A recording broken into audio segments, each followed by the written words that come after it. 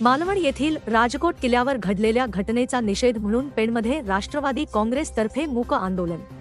मालवणमधील राजकोट किल्ल्यावरील छत्रपती शिवाजी महाराजांचा पूर्णाकृती पुतळा कोसळल्याच्या घटनेचा निषेध व्यक्त करण्यासाठी आणि यामध्ये जे दोषी असतील त्यांच्यावर कारवाई करण्यासाठी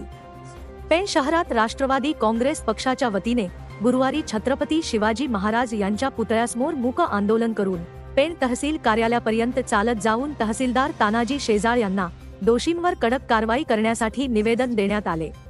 यावेळी पेण विधानसभा अध्यक्ष नरेंद्र ठाकूर,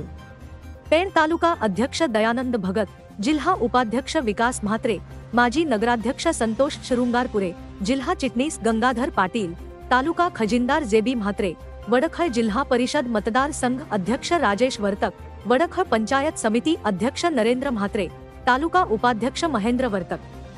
कार्याध्यक्ष गजानन ठाकूर, जिल्हा महिला चिटणीस मीनाक्षी पाटील, तालुका उपाध्यक्ष महिला सुनीता घरत, पेण विधानसभा सदस्य ललिता ठाकूर, जिते पंचायत समिती महिला अध्यक्ष रंजना ठाकूर, ठाकूरपाडा महिला शाखाध्यक्ष कुंदा ठाकूर, तालुका महिला उपाध्यक्ष भोजने, तालुका युवक उपाध्यक्ष सुमित म्हात्रे,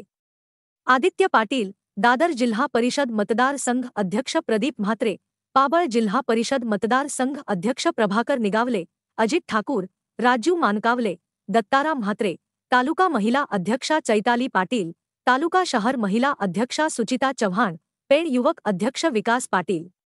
माजी उपनगराध्यक्ष दीपक गुरव, माजी बांधकाम सभापती बाबू पेडामकर, खारपाडा शाखाध्यक्ष अरुण घरत, ज्येष्ठ नेते रमेश घरत आदींसह राष्ट्रवादी काँग्रेस पक्षाचे पदाधिकारी उपस्थित होते।